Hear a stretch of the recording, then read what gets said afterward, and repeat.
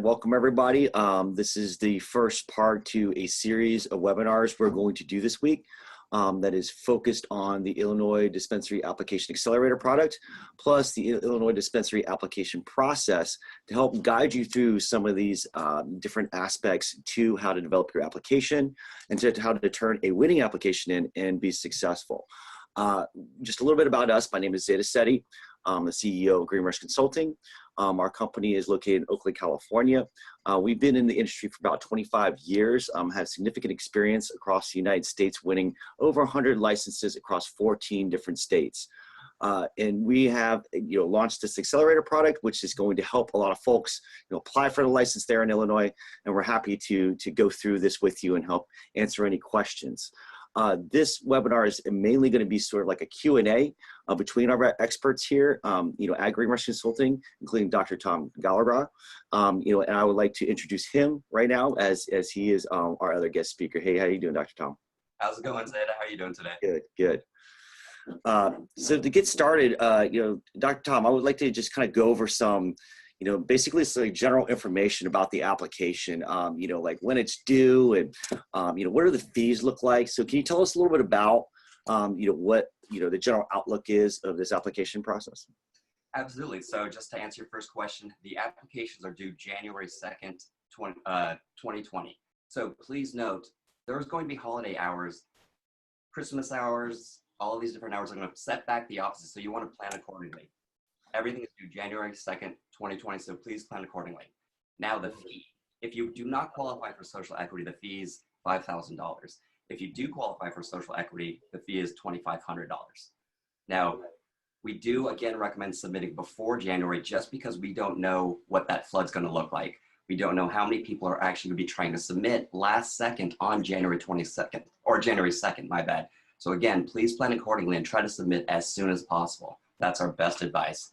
Also note, we do not need a location for this application, which is actually kind of unique. Most of the applications we see, whether they be merit-based, compliant-based, a local or state license requirement, most of them require location. This one's unique in that it doesn't. Also, there's no set financial requirement, which also kind of makes it a unique opportunity for many people. Now, we do need to know that if you are planning on applying, you do need to have a background check conducted within 30 days before submission. So that's about pretty much all the general information that we need to kind of be aware of as we jump into our application. Yeah, I mean, I can only imagine, Tom, that, people like right after the holidays, I mean, typically they don't turn in applications like right after the holidays, but, it's really interesting to see them, set a deadline on the 2nd, and making folks, physically turn in, an application where typically we've seen most other states are adopting the, online portal model. Whereas Chicago or Illinois is actually, moving forward with the same process that did before in 2014.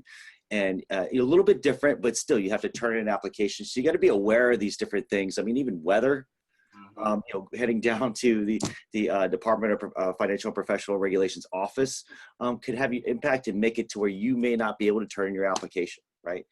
So it's really critical that you step ahead and make sure that you're aware of that. And that's a great point. That's a great point to bring up, Zeta. There is no online portal for submission. So you physically have to be there in Chicago with 2 printed copies and a USB drive with all of your documents submitting live in person. So again, do not wait to the last second.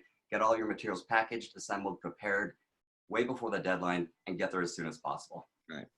So let's move on a little bit, Tom.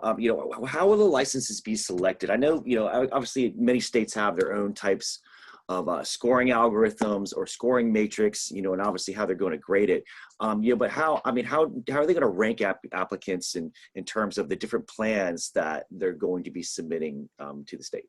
So basically, each exhibit and each plan that you submit is going to be graded. Each one's worth a different value of points. We'll go over that in a second. But overall, your entire application is going to be graded on a score of 250 points.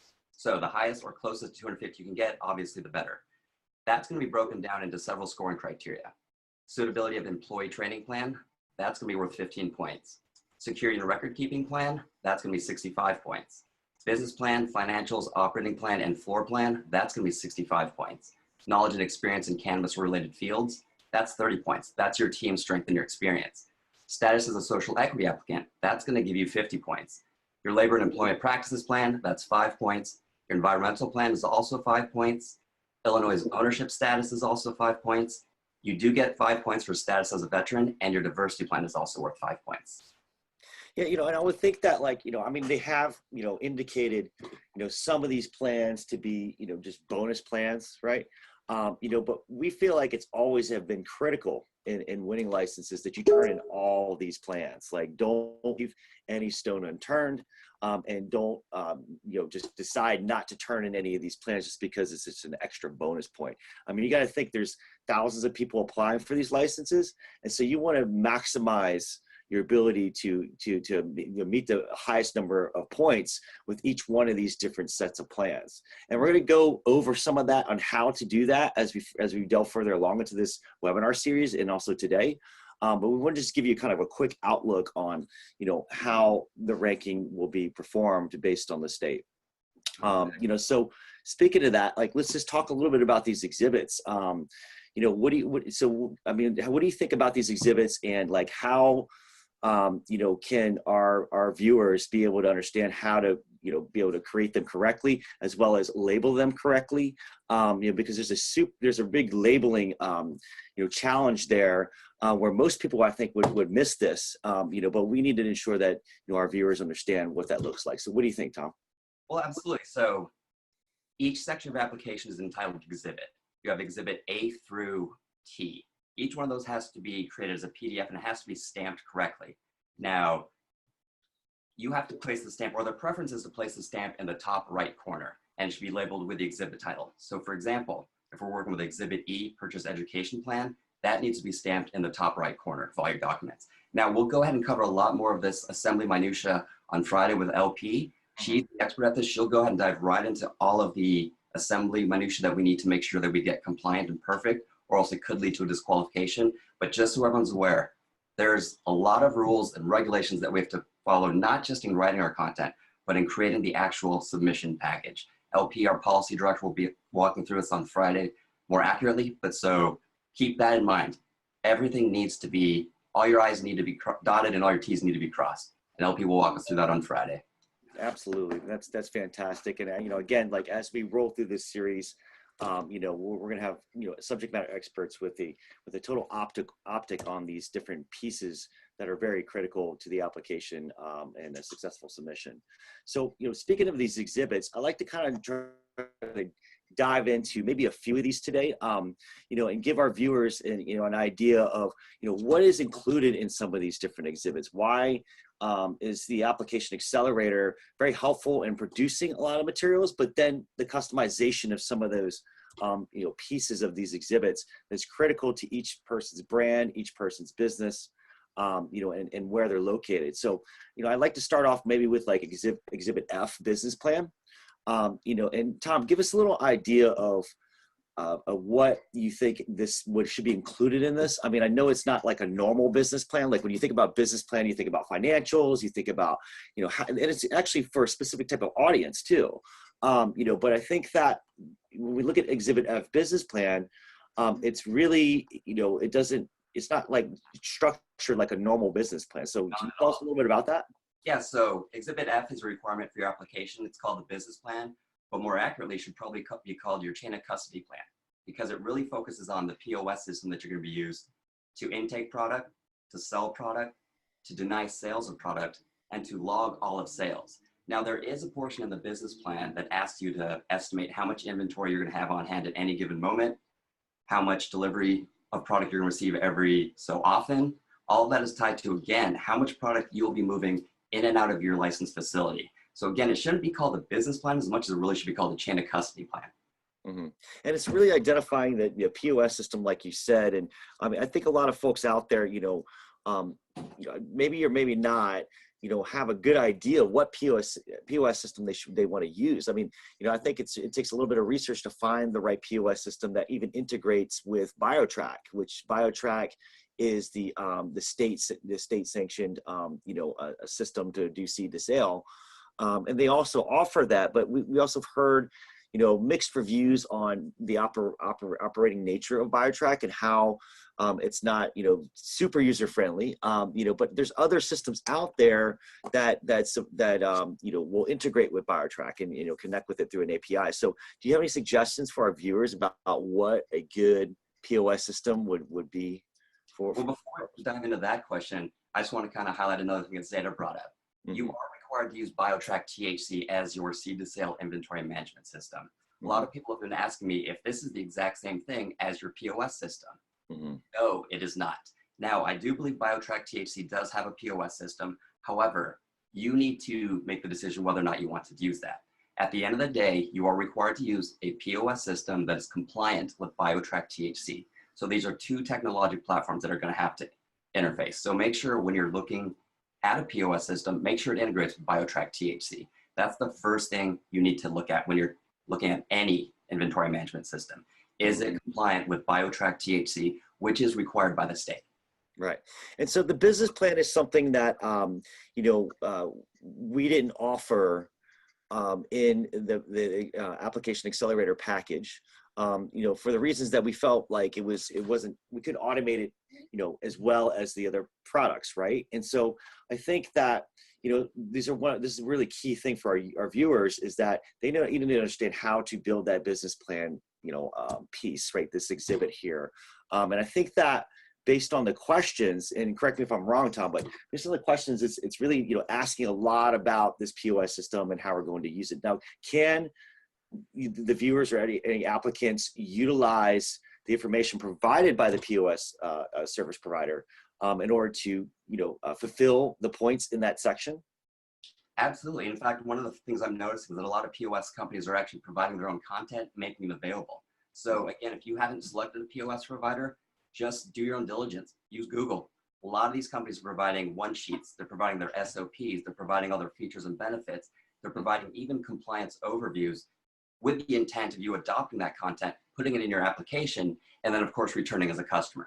So if you don't have this content, just a little bit of quick research online and you should be able to have it.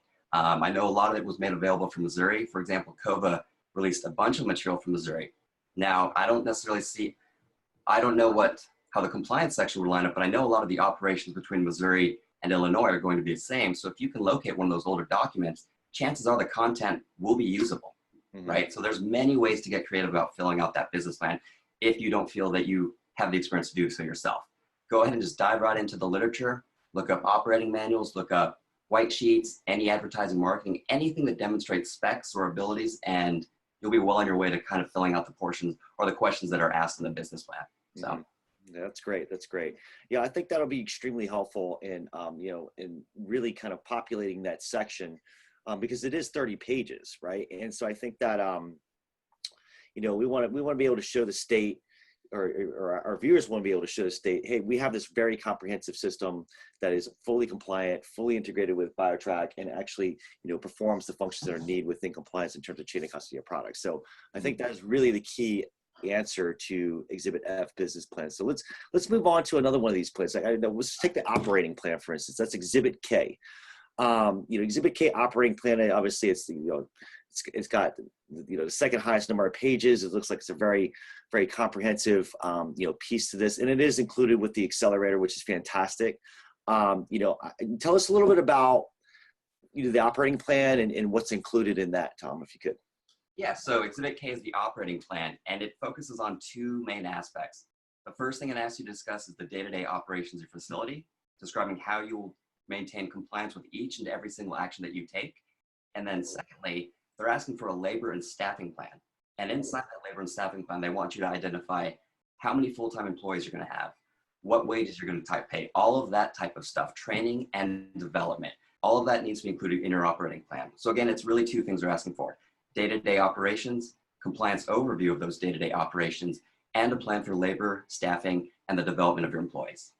Right. So I think that, obviously the application accelerator helps, with all the heavy lifting of a lot of that compliant material that is best practices of operating a dispensary. But what about staffing? I mean, we may have some folks out there that, even though we don't have a location, are thinking about, how large of a location it's going to be. Is it going to be a smaller one, like 1,500 square feet? Or is it going to be a much larger one, like even all the way up to 10,000 square feet? Are they going to be offering other services like, yoga or acupuncture or other kinds of stuff, right? I mean, like literally there's so many different types of dispensary business models out there. And I'd like to hear from you, like how would they determine staffing based on that, as well as overall volume of customers coming in, and how do we mitigate that, or how do we work with that?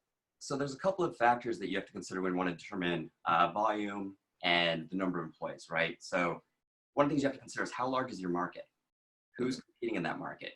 Once you can kind of figure that out, you get a rough estimate of how many individuals you might potentially be serving on a weekly basis.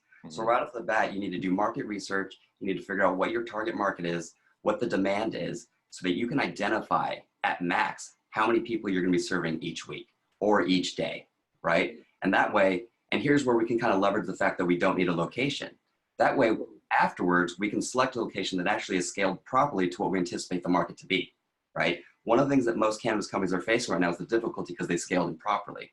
We don't want to do that. In fact, we want to demonstrate in all the materials that we have that you are going to scale properly. You are going to scale perfectly. You are not going to run yourself out of business, forcing the state to have to go through this licensing process that they don't want to go through over and over and over again.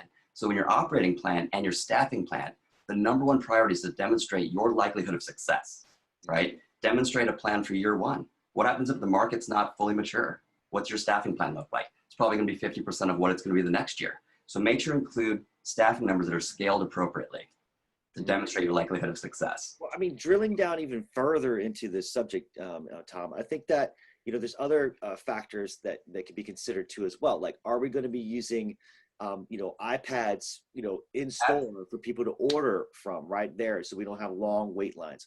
Are people going to, order online right before they come in and just pick it up?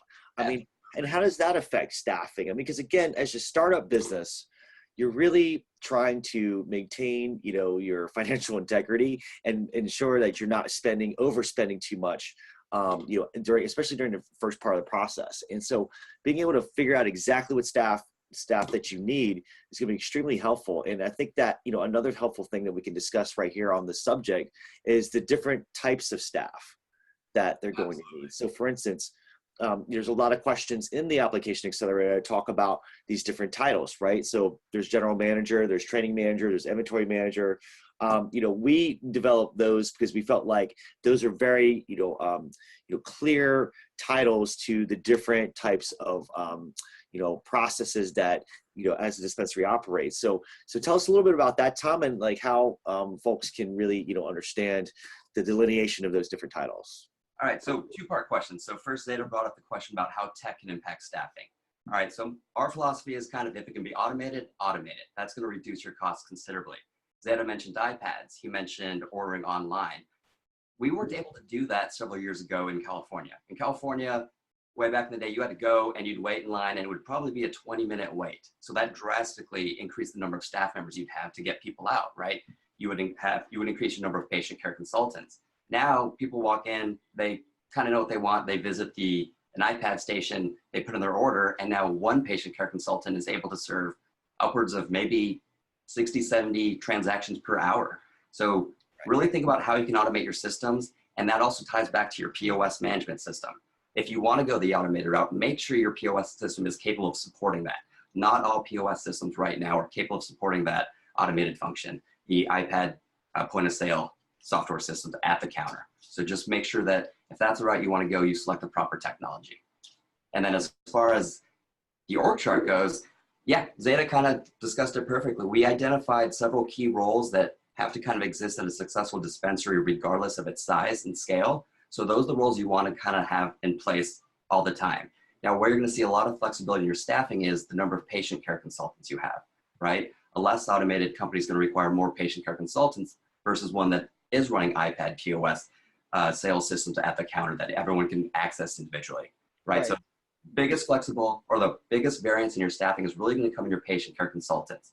Next, it's going to come in your ancillary services. As Zeta mentioned, you might be offering yoga, you might be offering acupuncture, you might be partnering with additional people to bring these services to your dispensary. That, of course, is going to increase your staff size tremendously, and also the amount of physical space and square footage that you need to operate. So lots of things to consider as you're planning on your operations plan, but all of this needs to point in one direction, your likelihood of success. Mhm. Yeah, I mean, well, when we think about patient care consultants, I mean that's a relative term from when you look at medical to adult use being, just your bud tenders, so to speak, at the desk, and so I think that when Illinois came out with their definitions and their terminology, I mean they're very specific about certain ones like agent in charge. Mm-hmm. Agent in charge is the person that's like the general manager. It's essentially that's the person in charge of everything of the operation. So, but they have it specifically, termed that way. And I think it was all the way back to the 2014 process. They had the same thing too as well. And so we just want to clarify that these you can really almost label whatever you want for some of these different staff members, but it's really important to be as clear and direct and concise as possible, right? And we definitely need, titles such as training manager, so that way we know that they're really focused on training of all the staff, to, inventory manager that handles all the deliveries that come in, and imports the products in and does all the audits on those products. And handling that whole aspect, including, the training on how to handle those products. So I think that it's really important to understand the difference between all those different aspects. But at the end of the day, it's really a matter of making sure that you have the right terminology so the state understands. I mean, is that correct, Tom? Absolutely. So again, we created these kind of titles as placeholders for roles and responsibilities that we know the state's going to be looking for. The state in the regulations, they're asking us to make sure we do this, do that, make sure this never happens. So now it's up to us to demonstrate to the state that that won't happen by identifying someone who's going to regulate that, right? Make sure something's not going to happen. Someone has to monitor it, someone has to regulate it, or someone has to train people to not do that. I know. That's what we've done, right? So it really just comes down to assigning roles and responsibilities of leadership and management to each one of these individuals, right? Now, Zeta brought up another interesting position, which is the agent in charge. I'm not going to dive into that right now, but it is a very unique position that we'll discuss more on Friday with Lauren, because there is a unique compliance aspect to the agent in charge. You can have multiple agents in charge, but their roles and responsibilities, or the roles and responsibilities of the agent in charge, are set by the state. So you can't break it apart. Again, LP will discuss that more on Friday, but just give you a heads up, the agent in charge is a very unique position. So. Yeah, I mean, that is a very important piece of information too. I mean, we've had several questions on this regarding, okay, can I have multiple agents in charge? But can I separate their tasks, or their job duties? And the answer is no, you cannot separate. Each agent in charge has to be responsible for all the same things. It doesn't matter how many they are. But, again, I think we'll go on. They're clones of each other. Think of it that way.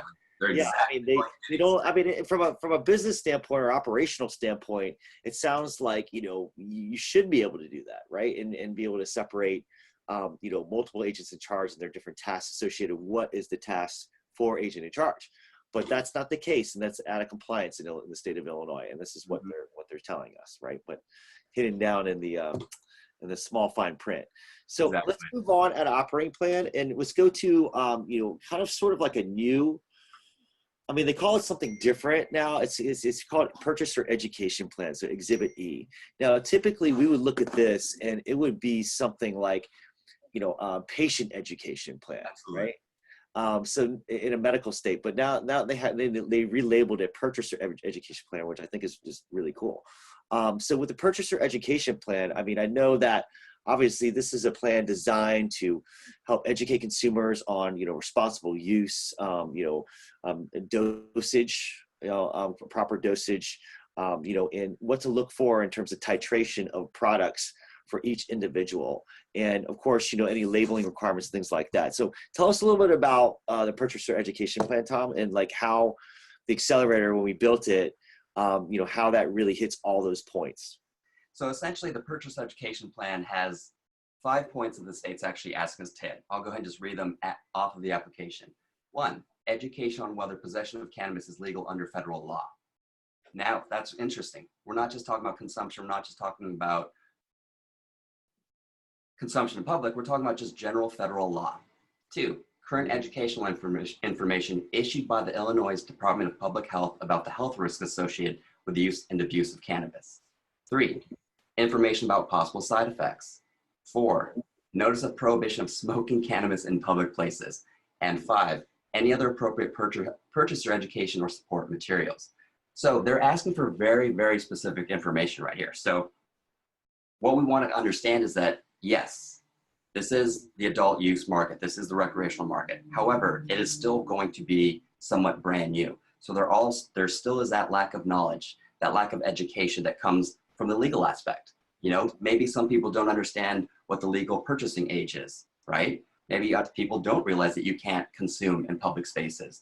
So one of the things the state is asking you to do is, how well are you going to prepare your purchasers to avoid breaking these laws? Mm. Right? That's what they're really asking for. So as we wrote the content, we also know that the state's asking how. A lot of people, when they look at writing an operational plan, they assume it's just the what.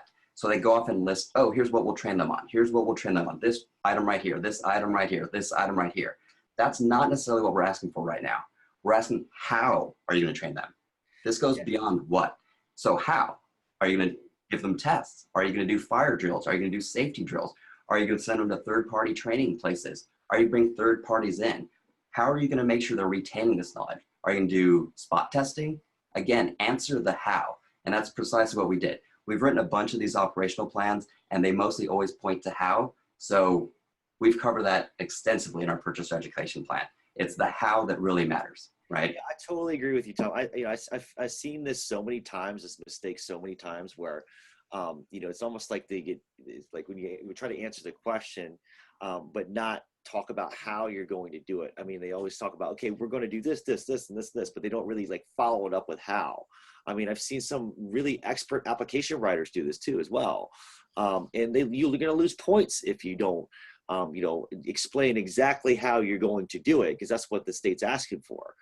And so when I saw, specifically the purchaser education plan, I wanted to kind of, dig into some more hows in this process, and talk about a little bit more about, what else can they include in this education plan that we know that the state is going to be asking for, in terms of like the products themselves and maybe adverse reaction events. Mm-hmm. How is that handled, right? I think that, are you going to have an online, knowledge-based database directory of all your products, right? That has all this information. Exactly. I think something like that would be amazing to have in this, inside of this plan, because then it lets the state officials know that you're thinking ahead about how you're going to be educating your clients or your customers coming in, your staff, and it's the general public at large. I mean, because this is all about education. I mean, as we go across the country and, we help with policy in cannabis policy and helping, create those policies, it is all about education. Absolutely. So folks really need to be aware of what they're ingesting, what they're consuming, and the different, limitations on that. I mean, otherwise it could cause a lot of challenges. I mean, what do you think, Tom? I 100% agree. It comes down to education. And so all of the things that Zeta threw out, maybe you're doing an online webinar about education. Maybe you're doing a web blog where a medical expert or some influencer comes on and discusses certain strains or whatever. Section 5 of the purchaser education plan is where you get to be creative, right? That's where you kind of get to have fun with the application. What's your webinar series going to look like? What's your website going to look like? What are your printed brochures going to look like? What are the posters that you hang on your wall going to look like? What's the medium of your message? That's the fun part. And so that's where you get to be creative and think about all of the brand new technologies that we have out there, all the new sources of information that are available to us, and start mobilizing them in creative and unique ways. Because again, we want to answer how. Well, we're adopting new technologies because it's the easiest and most accessible. Again, that points to us and our likelihood of success. If our goal is to educate people, then obviously we have to talk about how, because if our methods are flawed, well then why would we be worthy of a license in the first place? So again, getting back to that how, it's really about leveraging that how you're going to do it to demonstrate the state that you've done your homework, you know what you're doing, and that you have a highly likelihood of success again. So yeah, but that's just across the board. I mean, that's just the how goes across the board, absolutely, absolutely. Not just this one. I think that it's really about how do we fit that in there. But again, like going back to the purchaser education plan, I think is a really, really critical plan. for all those different aspects, like Tom just was mentioning. So let's kind of move on a little bit more. I mean, let's go into like some other things let's go into some other key points. Like, I know that, when it comes down to this submission, the state's looking for something very specific. So why don't you give us an idea of what some of those points are, Tom? I mean, like, that's really specific stuff. What do you think? So at the end of the day, when you've kind of wrapped everything up and you've answered the how questions and you've gathered all of your content and you're ready to submit, just remember there's a couple key points that we have to cover. No cover pages or dividers at all. Right? That's, again, what we're doing is we're demonstrating compliance in our operations and also compliance in our ability to file an application. So if the state's asking for us to do something on the application and we break that rule, that's probably not going to look so good because we can't follow instructions. What's the likelihood of our ability to be compliant moving forward? Also, letters of support from communities, elected officials, or other prominent persons should not be submitted with the application. Again, should not be submitted with the application. No original documents are required. That's kind of a unique one. Normally, we're required to see wet ink on the signatures. Yeah. But for Illinois, no original paperwork is needed. That's really unique. So let's go back real quickly. Let's go back to like these letters of support, because I know that this is something that is always being used to try to gain some type of advantage or points or credibility per se, and letters of support from communities or city officials or prominent folks, like, it can help you in a multitude of different ways besides just the application, right? So let's just say we needed investment, or like we have an idea of a location, right? These are all important pieces that, even though you're not turning it in with the application and it doesn't get scored and it's not supposed to be there, it still is important to get in order to be able to move forward with opening up a dispensary location in a certain area, and being able to get the support that you need and be able to successfully do it. So I kind of want to just point that out, that the state's not scoring this whatsoever, and you can't include it, but again, it doesn't mean that it's not important, right? exactly. And there are areas of the application where you can kind of discuss it. For example, your community benefits plan. If you've kind of gathered a lot of support from your community, you can mention, hey, we've already identified people that we're willing to partner with and work with in the future. There's ways to discuss it, but just do not submit the actual letter in the application.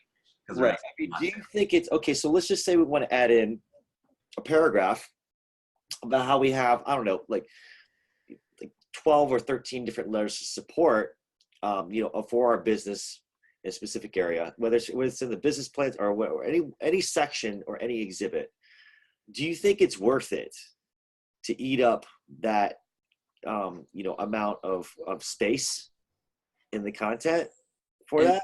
For this application, probably not, because all indicators and signs are pointing to, we don't want to hear about that. Right? They're already asking you not to submit it. Right. They don't want to hear about it. Also, if you look at the questions, if you go through all of the prompts through each and every single exhibit, ask yourself, where can I stick this information? Because I did that myself. The first thing I did was I broke down this application, understanding how I've done this in the past, and I wanted to understand how I can leverage my local angle the best. Right. But as I went through it, there's almost nowhere where I can there's no question prompt that asks for that asks specifically for the support I've garnered on the local level. In fact, that also kind of falls in play with the fact that we don't even need a location. So all indicators are kind of pointing to the fact they don't really want to see any of that or hear any of that. They're really focused on your operations, your compliance, and your social equity status. Well, that's great. I think that in this case, the application accelerator covers all that stuff. So I don't really see us encouraging to put this in the section, because I had the thought, I was like, okay, so sure, yeah, we can put in letters of support in this area, but is it going to get us any more points, right? Is it going to help support the actual exhibit score? Exactly. And in some cases it might mean requiring to take something out, which at that case you might be losing more points, right? So interesting.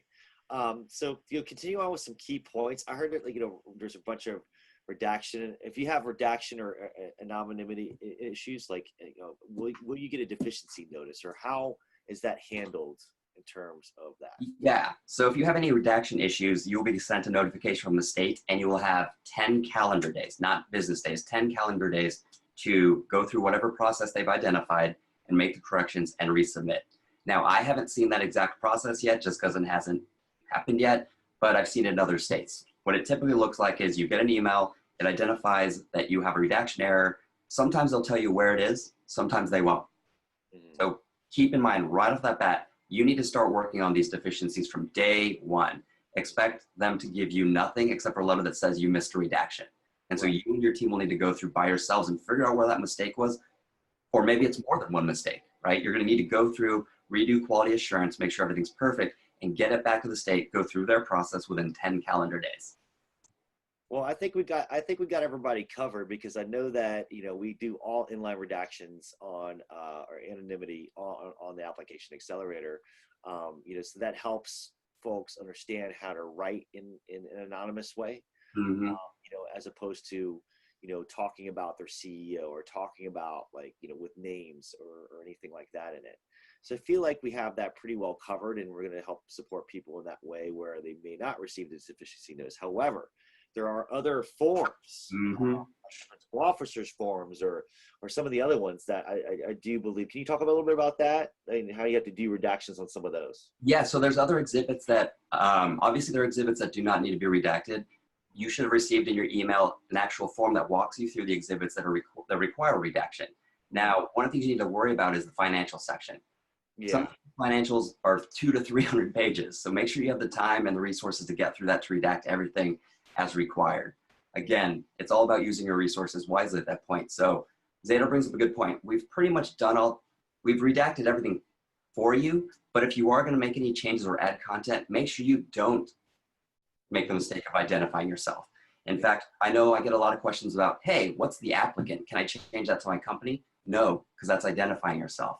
So the applicant is actually the correct language that we need to be using in the state application. So if you've been wondering about changing that, don't change that. That needs to stay where it is, because that's how we've been redacting and keeping everything anonymous. Same with the titles, like general manager. Notice we didn't ask for names when you went through the questionnaire, because that would just have to be redacted and made anonymous at a later point. Yeah, I mean, speaking of, you know, working on content, what about images or graphics? I mean, I know that they've expressed that they allow it, right?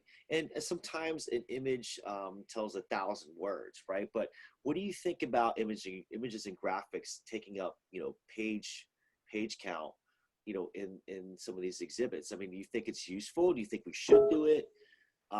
You know, I think that some places it might be appropriate, but what do you think, Tom?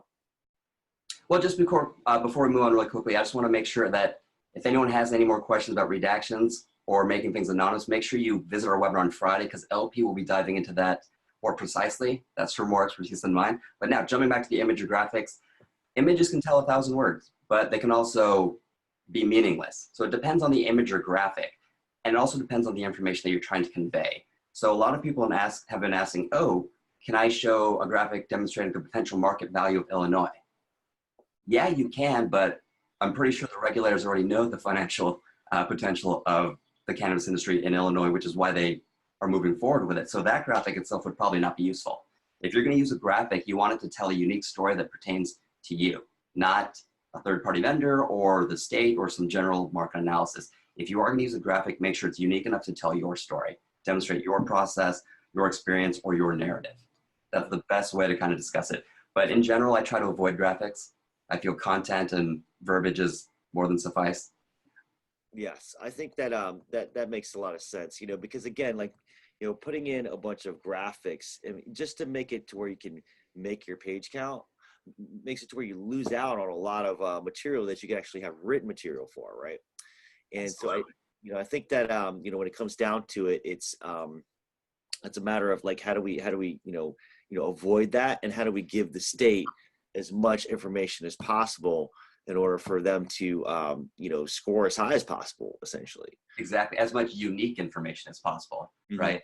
So again, I see a lot of people stuffing their business plan with like generic market analysis information, and it's pretty much coming from the state. So they're retelling the state what they already know, wasting valuable pages where they can develop unique content in that moment. So it's one of those things where if you're going to add, make sure you're not taking anything else out or you're distracting from anything else out.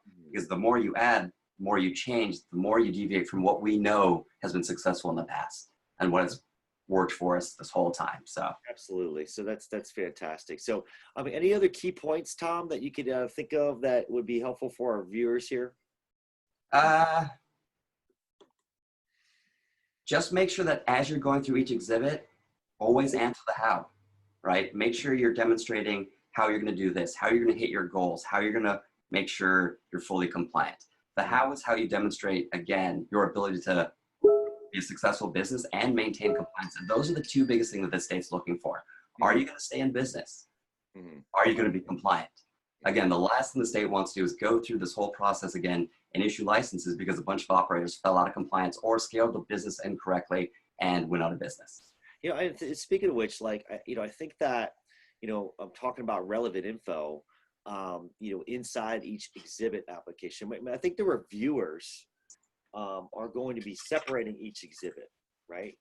And so, I mean, just we could hypothetically anticipate that. So I think that, like, when it comes down to it, you want to make sure that you sprinkle in different pieces that tie everything together into the whole picture, right? I mean, would you agree, Tom? Absolutely, absolutely, absolutely. Because it's really important to say, okay, well, maybe, our team, our operations, our brand, our business, our company, does it this way, right? And if we're able to somehow tie all that together between all across the exhibits, and not just be, just isolated to where we know this is compliant material, but yet it doesn't have that magic touch of your brand. I think it's going to be really important to do that. So that way, when they do separate everything and score it, at least this way, there's some kind of, constant North Star, so to speak, of how everything's tied together. Absolutely, absolutely. And I guess just one last kind of key point that we can kind of make sure that everyone understands is each exhibit needs to stand alone as a separate document. It needs to tell its own full story.